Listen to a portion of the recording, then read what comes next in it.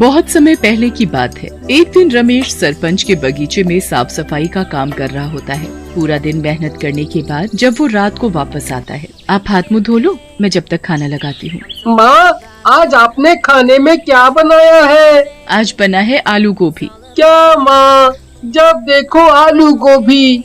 मुझे तो मुर्गा खाने का बहुत मन है, पर माँ रोज रोज आलू गोभी बना देती है। ठीक है, आज ये आलू गोभी खा लो, कल मैं मुर्गा ले आऊंगा, फिर खूब पेट भर कर खाना। काफी रात हो जाती है, सब लोग सो जाते हैं। उसके बाद एक भूत उनके घर में घुस आता है और ऐसे घूम रहा होता है जैसे किसी की तलाश में है। ये इस गांव का आखिरी घर था, पर अब इस घर में भी कोई मुर्गी नहीं है। अब मैं क्या करूं? मैंने गांव के सारे मुर्गे मुर्गी तो पहले ही चुरा लिए हैं, पर वो सब मिलाकर 100 ही हुए हैं। अब 101 की गिनती पूरी करने के लिए आखिरी मुर्गा कहाँ से लाऊं? भूत निराश होकर घर से वापस जाने लगता है, पर अचानक उसे एक ख्याल आता है। क्यों ना मैं अंदर सो रहे उस बच्चे को ही मुर्गा बना दूं? ऐसे मेरे पूरे 101 मुर्गों की गिनती पूरी हो जाएगी। भूत दोनों में से राहुल को गोद में उठाता है और हवा में उड़ता हुआ घर से बाहर निकल आता है। राहुल इतनी गहरी नींद में होता है कि उसे पता ही नहीं चलता कि उसे किसी भूत ने उठा लिया है। भूत उड़ता हुआ उसे एक घर में ले जाता है। उस घर में बहुत से मुर्गे मुर्गियां पिंजरों में बंद चिल्ला रहे होते हैं। उसके बाद भूत राहुल को जमीन पर लिटा देता है और उसके चारों तरफ लाल रंग का घेरा बना देता है। शैतानों के शैतान, ये है आपका नया मेहमान। भूत घेरे के चारों तरफ गोल गोल घूमने लगता है और राहुल के ऊपर जादू करने लगता है। कुछ देर बाद राहुल एक मुर्गे में बदल जाता है। राहुल अपने पैरों की तरफ देखता है, पर उसके पैर तो पंजों में बदल चुके होते हैं।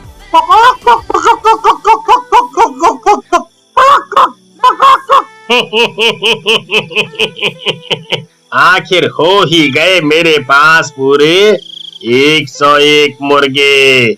अब मैं कल से इनको गांव वालों को खिलाऊंगा, और जिस दिन ये सारे मुर्गे खत्म हो जाएंगे, उस दिन मैं इस दुनिया का सबसे शक्तिशाली भूत बन जाऊंगा।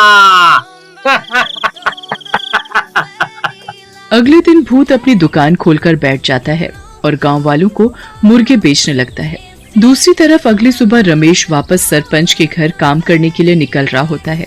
मैं जा रहा हूँ, शाम को आते वक्त राहुल के लिए मुर्गा लेता आऊंगा। जी ठीक है। रमेश काम पर चला जाता है और कमला अपने घर के कामों में लग जाती है। किसी को अभी तक इस बात का एहसास भी नहीं होता कि राहुल घर से गायब है। राधिका भी उठकर घर के काम में अपनी माँ का हाथ बटाने लगती है। राधिका, जरा इस राहुल को जाकर उठाना तो, दिन चढ़ाया है पर ये लड़का अभी तक सो रहा है। नहीं माँ, मैं जब उठी तब वो अपने बिस्तर पर था ही नहीं। वो जरूर अपने दोस्तों के साथ खेलने गया। आप उसे कुछ कहते नहीं हो ना, इसलिए अपनी पढ़ाई लिखाई छोड़कर बस खेल कूद में ही लगा रहता है। अब मैं क्या करूं, ये सुनता भी तो नहीं। आज आने दे इसे, अच्छे से इसकी खबर लूंगी। कमला और राधिका फिर से अपने कामों में लग जाते हैं। काफी देर हो जाती है। दिन के खाने का भी वक्त हो जाता है, पर राहुल घर नहीं आता। अब कमला और राधिका को राहुल की चिंता होने लगती है। इतनी देर तक तो कभी बाहर नहीं रहता। राधिका बेटा, तू जरा जाकर तो देख कि कहाँ खेल रहा है ये लड़का। जी माँ, आप चिंता मत करो, मैं अभी उसे पकड़ कर लाती हूँ। राधिका गांव में हर जगह राहुल को ढूंढने लगती है और उसके सारे दोस्तों के घर जाकर भी उनसे राहुल के बारे में पूछती है, पर राहुल का कुछ पता नहीं चलता। वो घर आकर अपनी माँ को बताती है तो वो और ज्यादा परेशान हो जाती है। अब तो इनके आने का ही इंतजार करना पड़ेगा, वो आएंगे तभी कुछ होगा। दोनों रमेश के आने का इंतजार करने लगते हैं और रमेश इस बात से अनजान कि उसका बेटा राहुल कहाँ है, वो सरपंच के बगीचे में काम कर रहा होता है। काम खत्म करने के बाद रमेश घर आने लगता है। तभी उसे याद आता है कि उसे राहुल के लिए मुर्गा लेना है। वो मुर्गा खरीदने जा ही रहा होता है कि तभी उसे आवाज आती है, मुर्गे की मीट ले लो, मुर्गे की मीट। अरे, यहाँ कौन मीट वाला आ गया?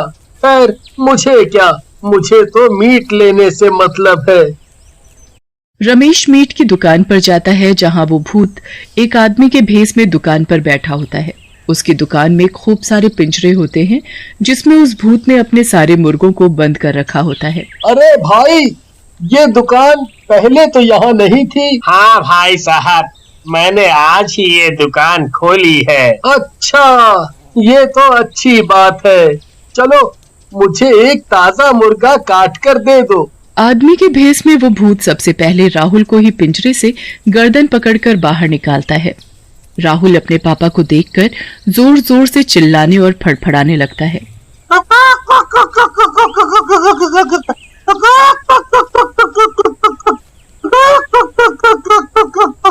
रमेश को कुछ अलग सा महसूस होता है। उसका बिल्कुल मन नहीं मानता कि वो उस मुर्गे को कटवाए। अरे भाई साहब, आप इसे काटो मत, मैं इसे घर जाकर खुद काट लूंगा। आप मुझे ये मुर्गा ऐसे ही दे दो। मैं काटूं या ये आदमी? मुझे तो इन सब मुर्गों की मीट इन गांव वालों को खिलाने से मतलब है। क्या हुआ भाई साहब, मुर्गा नहीं देना क्या? जी जरूर देना है भाई साहब। आप ये मुर्गा पकड़ो और घर जाकर ताजा ताजा काट कर खाना। रमेश उस मुर्गे को घर ले आता है। वो कमला और राधिका को ऐसे रोते देख हैरान होता है। क्या हुआ तुम दोनों को, रो क्यों रहे हो? राधिका सारी बात अपने पापा को बताती है। हे भगवान, ये कैसे हो गया? राहुल ऐसे कैसे गायब हो सकता है?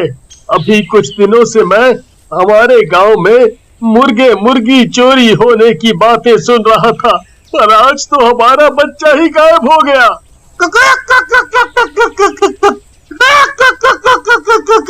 ये क्या ले आए?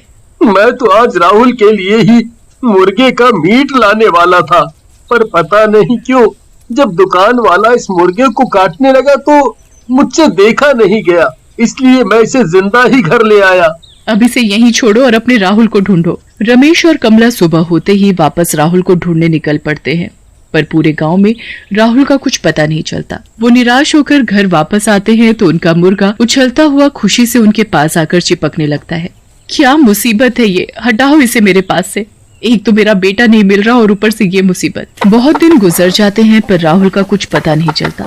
यहाँ भूत रोज दिन में अपना भेस बदलकर अपनी मुर्गे की दुकान खोलकर बैठ जाता है और जादू किए हुए मुर्गों का मीट लोगों को बेचने लगता है। काफी दिन हो जाते हैं और भूत के सारे मुर्गे खत्म हो जाते हैं, पर अभी भी उसमें वो शक्ति नहीं आती जो आनी चाहिए थी। कुछ तो गड़बड़ है। मैंने तो पूरे 101 मुर्गों की बलि देकर लोगों का उनका मीट खिलाया है, फिर मुझ में वो शक्ति क्यों नहीं आ रही? आखिर कहाँ कमी रह गई? भूत यहाँ वहाँ घूमने लगता है, फिर उसे अचानक याद आता है कि राहुल को बिना काटे ही बेच दिया था। कहीं ऐसा ना हो उसने काटा था। कहीं वो बच्चा जिसे मैंने मुर्गा बनाया था वो अभी तक जिंदा तो नहीं? कहीं ऐसा तो नहीं कि उस आदमी ने उसे मारा ही ना हो? आज अमावस की रात है, मुझे उस मुर्गे को रात 12 बजे से पहले ढूंढना होगा, वरना वो अपने असली रूप में आ जाएगा और मेरी सारी मेहनत बर्बाद हो जाएगी। भूत उस मुर्गे को ढूंढने निकल पड़ता है, पर वो मुर्गा तो मजे से अपने ही घर में खेल रहा होता है। अब तो रमेश, कमला और राधिका सब उस मुर्गे को प्यार करने लगे थे। भूत सारे गांव में ढूंढने के बाद आखिरकार रमेश के घर पहुंच जाता है और मुर्गे को देखकर बड़ा खुश होता है। भूत घर में घुसकर मुर्गे को दबोच लेता है। वो बुरी तरह फड़फड़ाने और चिल्लाने लगता है। मुर्गे की आवाज सुनकर सब बाहर आ जाते हैं और भूत को देखकर घबरा जाते हैं। तूने इस मुर्गे को क्यों नहीं मारा? तेरी वजह से मेरी सारी मेहनत बर्बाद होने वाली थी। इस मुर्गे को छोड़ दो, ये हमारा है। कभी नहीं, कभी नहीं। भूत मुर्गे को लेकर भाग ही रहा होता है, तभी मुर्गा उसके हाथ से निकलकर भाग जाता है। भूत उस मुर्गे के पीछे पीछे भागने लगता है। मुर्गा कभी पलंग के नीचे घुस जाता है। भूत उस मुर्गे को पकड़ने के लिए पूरे घर में भागने लगता है। इतने में 12 बज जाते हैं और वो मुर्गा अचानक राहुल बन जाता है। राहुल को देखकर सब लोग खुशी से पागल हो जाते हैं। वो भूत वहाँ से गायब हो। उसके बाद राहुल अपनी बात घर वाले को सबको बताता है और सब खुशी खुशी रहने लगते हैं।